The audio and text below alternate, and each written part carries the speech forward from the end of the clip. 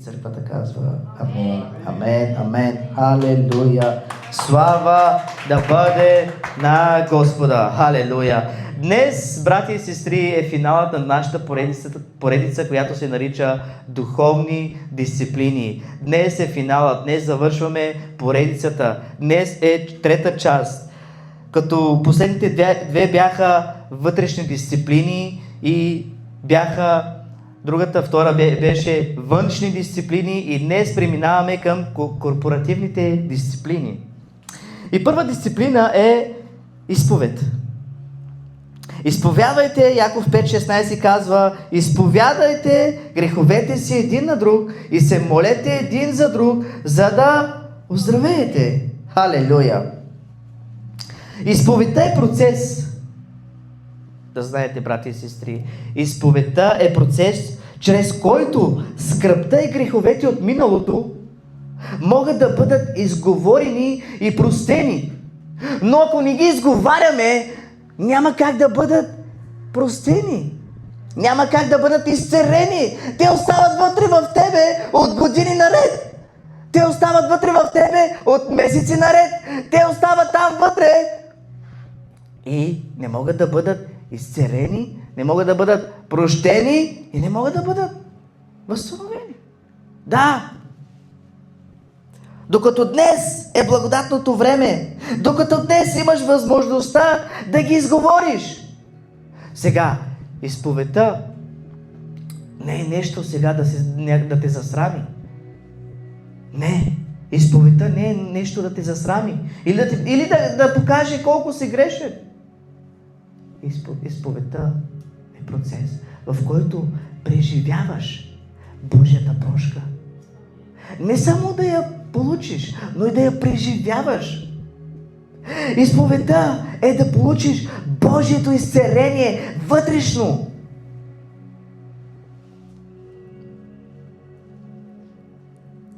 Изповедта има силата да преживеем свободата на прошката и да разчупим силата на врага, който има над нас чрез неизповядваните грехове. Да.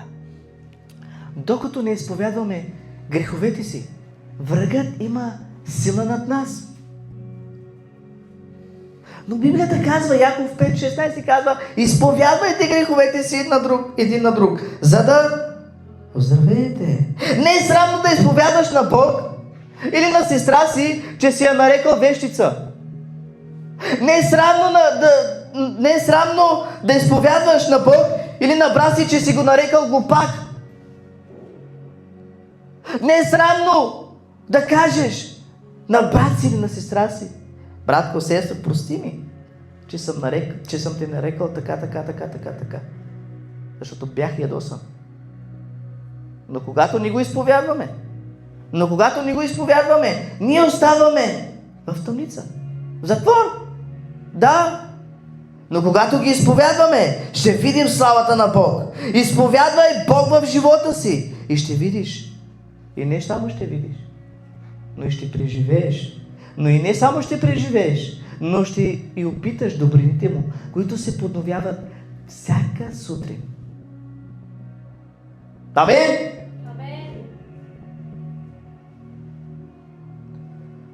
Знаете ли какво казва вашата Библия? Че смърт и живот има в езикът на вярващият.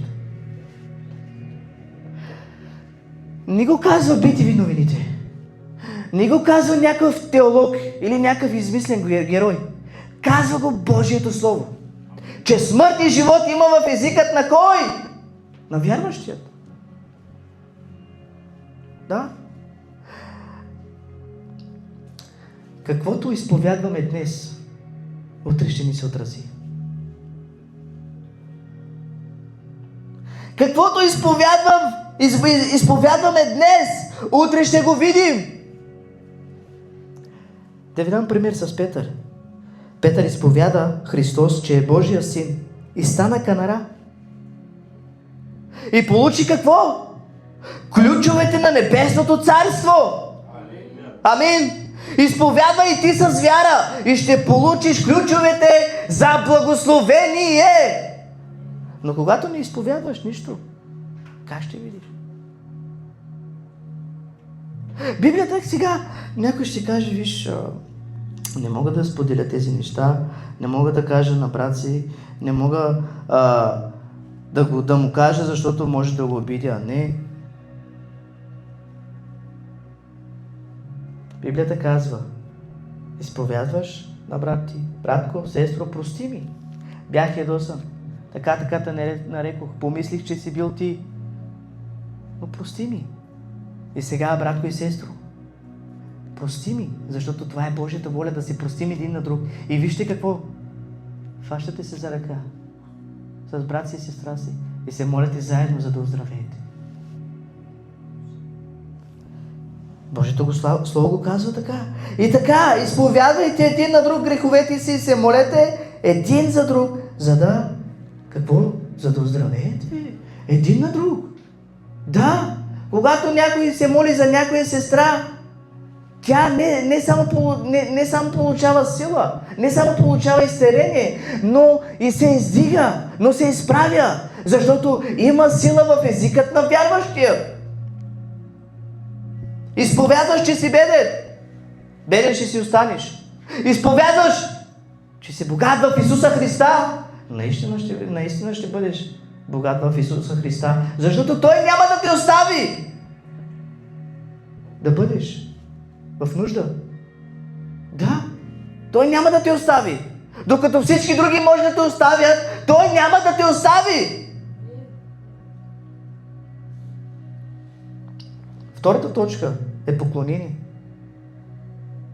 Йоан 4:24 казва така. Бог е дух. Халелуя. И които му се покланят, с дух и истина трябва да се покланят. Халелуя. Поклонението е да изострим съвестта си към святостта на Бог. Да нахраним умът си с истината за Него. Не може да нахраним умът си с цял ден с глупости и накрая да искаме Бог да ни говори. Не може цял ден да нахраним умът си с някакви лоши неща, някакви негативни неща и после да очакваме Бог да работи чрез нас.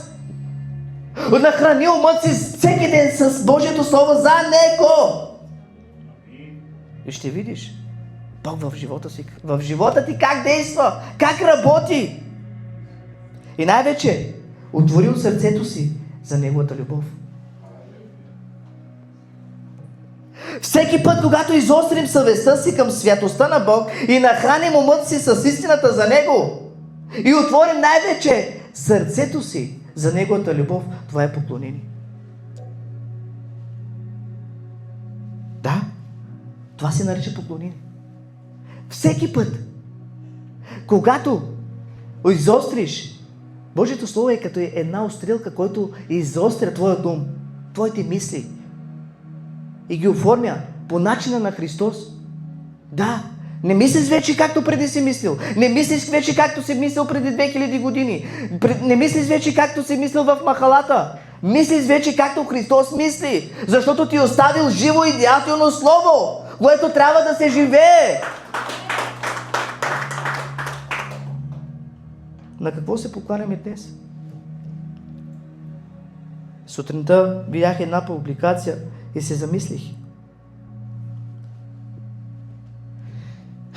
Човека си направил една купчина от камъни. Една купчина от камъни. Падна на колене и се покланя на тях. На какво се покланяме днес? На живия Бог. Халелуя! Слава да бъде на Господа. Но много хора днес се покланят на своите материални неща. Леле, виж къщата ми колко е голяма. Леле, виж колата ми колко е скъпа. Леле, виж колко пари имам в банковата сметка.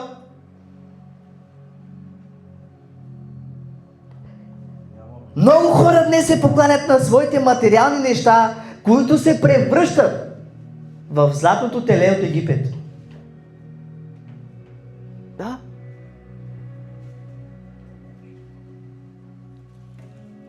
С какво се покланяме? С дух и истина. И не с твоята истина, с Неговата истина. Защото само Неговата истина има силата да ни освободи. Библията казва: и ще познаят истината. И истината ще ги направи какво? Роби ли? Какво ще ги направи? Свободни! Халелуя! Амин! Поклонението е да отдадем цялата слава на Бог. Поклонението принадлежи на Бог. Славата принадлежи на Бог. Всеки път, когато дадем цялата слава на Бог, това е поклонение. Всеки път, когато благодарим на Бог, това е поклонение. Всеки път, когато признаем добрините на Бог в нашия живот, това е поклонение. Да. Всеки път, когато кажем: всичко, което имам и всичко, което съм, е благодарение на Бог, това е поклонение. Защото Бог е дух. Бог не е някаква статуетка да отидеш и да му се покланяш. Бог не е някаква картина да отидеш и да я целунеш или да я пипнеш. Бог е дух. И които му се покланят, с какво трябва да се покланят? С дух и истина. Халелуя! Но нека ви дам едно внимание. Човек може да се превърне в Бог на себе си и да се покланя на себе си сам. Да. Човек може да се превърне в Бог на себе си и да се покланя на себе си. Аз мога. Аз имам силата. Аз съм възможен. Аз имам много пари. Аз имам много големи имоти. Аз имам много неща. Това всичко благодарение на мен. Къде е Бог в цялата картина? Къде е Бог в цялата картина? Добре, ако всичко е благодарение на тебе, ако всичко, което имаш и което си спечелил, е изцяло зависимо от тебе, къде е тогава Бог? Каква е Неговата роля? Да седи само отгоре, дясно на Отец? Това ли е Неговата роля?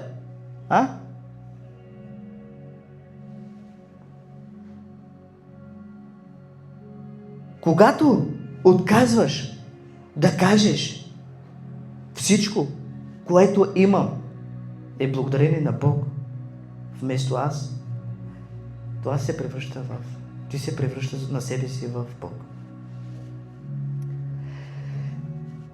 Много хора днес казват: аз мога, аз съм силен, аз знам, аз съм успял, аз съм възможен, аз съм богат, аз съм този. Какъв е тогава Христос? Само Христос има право да каже: аз съм този, който съм. Аз съм алфата и омегата. Аз те благославям. Чрез мене има живот. Чрез мене си отваряш очите. Да. Много пъти хората оставят Христос като резервна гума. Когато нещо им се спука в живота, викат Христос да им оправи там спуканата гума или да им смени спуканата гума и тръгват вече. Оставят го. Да. Идват при Бог, получават от Него, пият от Него, ядат от Него. И чус папа. Римляни 8 глава 14 стих ни казва така. Трета точка, ще преминем към трета точка. Водителство. Всички, кажи всички, водени от Божия дух, са синове. Халелуя. Всички, които са водени от Божия дух, са синове. От какво сме водени днес е много интересно. Водени сме от Божия дух или от някой друг дух? Водим ли се от Божия дух или от духът на Изавел? Водим ли се от Божия дух или от духът на света? Или от религиозния дух? Или от фамилиарния дух? От кой дух се водиме днес е много важно. Веднъж, когато завършихме, говорихме там с братята и ми казаха: брат, да ти кажа нещо. Един брат, с който служа, с който го познавам, знаете ли какво ми каза? Каза ми, че Святия Дух му каза да затвори църквата.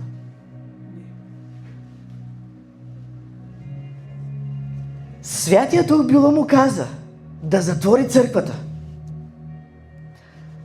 Това Божия дух ли е или някакъв друг дух? Да. 1 Йоан 4 глава 1 стих. Възлюбени, не на всеки дух вярвайте, а изпитвайте духовете, дали са от Бога. Защото много лъжи пророци се явиха в света. Какво казва Библията? Да не вярваме на всеки дух. Какво казва Библията? Да изпитаме всеки дух. На къв дух си днес?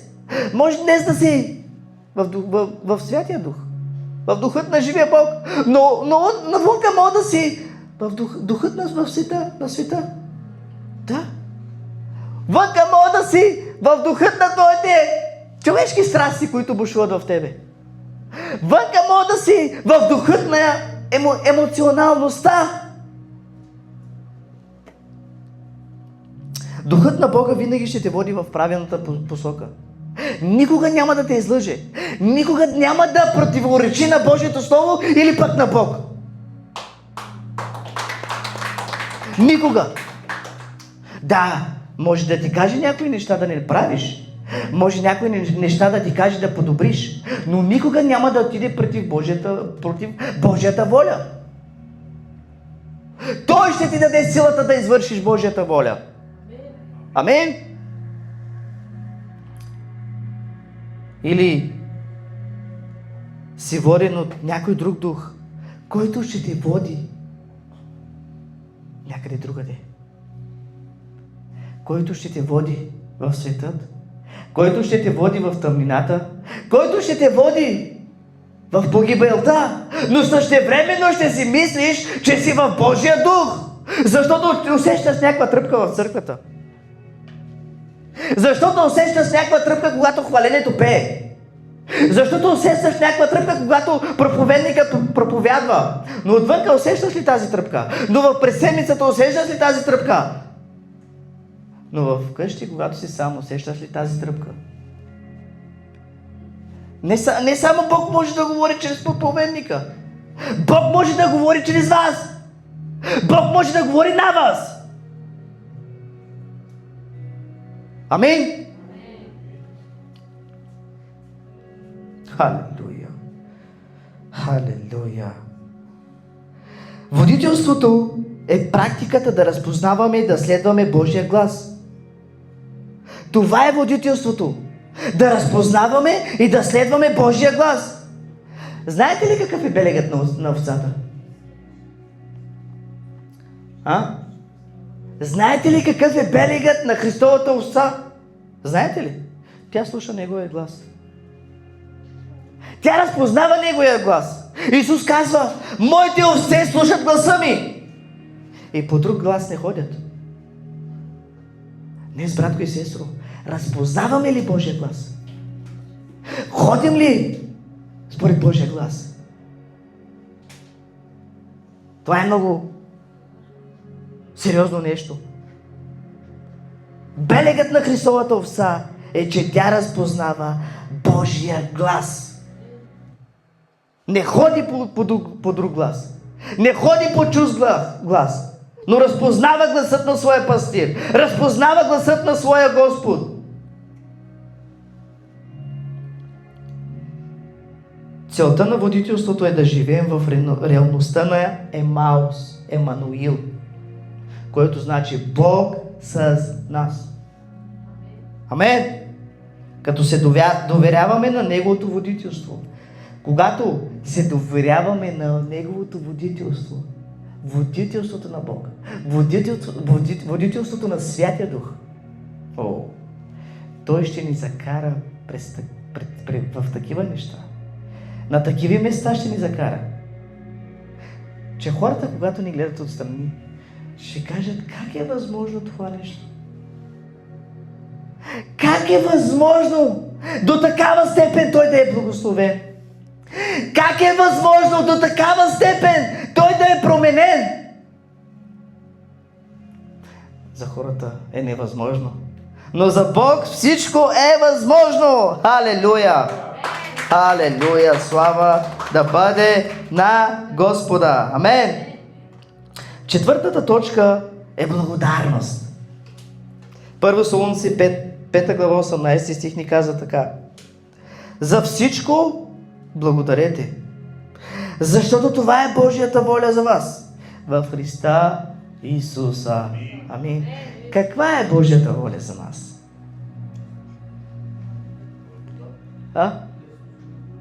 Каква е Божията воля за нас? Добре. Каква е Божията воля? За всичко благодарете, защото това е Божията воля за вас в Христа Исуса. Това е Божията воля, да благодариш за всичко. За всичко благодарете на Господа, защото това е Божията воля за нас в Христа Исуса. Божията воля е да благодарим за всичко. Въпреки това, много хора не са благодарни днес. Да. Въпреки това, много хора не са благодарни какво Бог е направил за тях на кръста. Въпреки това, много хора днес не са благодарни и продължават да правят всеки ден, да бъдат неблагодарни. Винаги се цупят, винаги са намръщени, но никога не са благодарни. Да.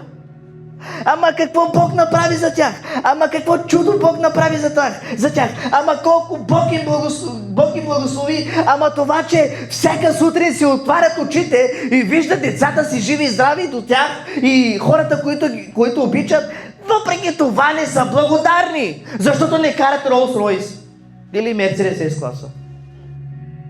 Защото нямат 1 милион в банката. Защото нямат голяма къща с 5 спални и с 2 бани. Не са благодарни. Да. Човек, който не е благодарен на Бог, знаете ли какъв е? Горделив. Човек, който не благодари на Бога, той е горделив. Да. Защото си мисли, че всичко, което е постигнал, сам го е постигнал. Защото си мисли, че всичко, което има и което е постигнал, е благодарение на Него. Благодарение на Бог. Тази сутрин си отвори очите. Благодарение на Бог днес си дошъл в църквата да чуеш Божието Слово. Благодарение на Бог ще идеш и ще легнеш. И има един, който ще работи на твоите проблеми. И това е Исус Христос. Винаги трябва да сме благодарни на Бог за малкото. Когато благодарим на Бог за малкото, което имаме, когато благодарим на Бог за малкото, което придобиваме, Бог ще го благослови и ще го умножи. Да. Когато докараха 5 хляба и 2 риби, някои от учениците казаха: абе, какво е това за 5000 души? На някои братя това не им достига, въпреки са само едни. Да, някой брат на едно ядене може да го яде. Може някоя сестра. Но какво е това за 5000 души? Без да броим децата и жените. Да. А знаем, че еврейският народ е плодовит народ. Размножаваха се. Да. И когато Бог издигна тези 5 хляба и 2 риби, те се умножиха. Какво направи той първо, когато ги издигна? Помоли се и благодари на Бог. И храната се умножи, стигна за всички и събраха още 7 къщи.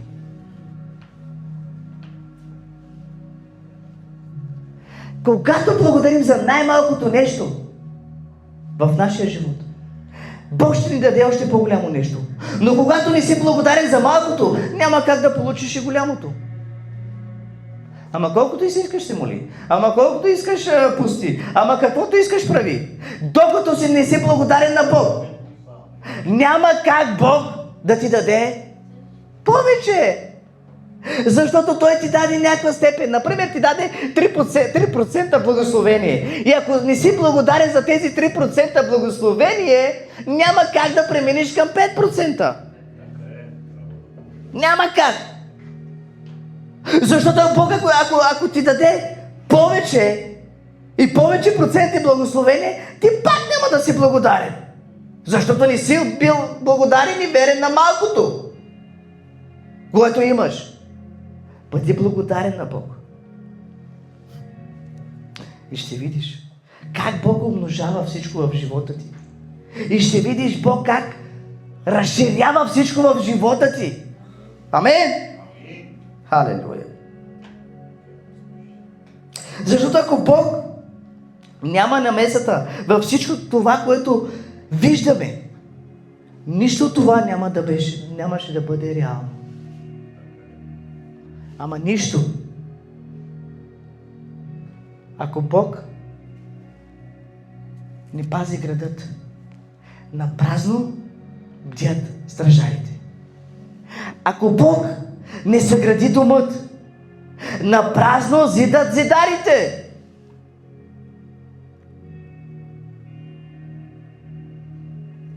Ако Бог не благослови това, което имаш, няма как да се размножи. И няма как да стане повече. Благодарността е израз на радост. Благодарността е израз на радост. Човек, който не благодари на Бог, не е радостен. Винаги е намръщен, винаги сърди, винаги се криви лицето, въпреки това, че има храна, има вода, децата му са живи и здрави, има някакви спестявания, има нужните средства да си снабди нужните, но въпреки това не е благодарен, защото няма повече пари, а съседът му има повече пари.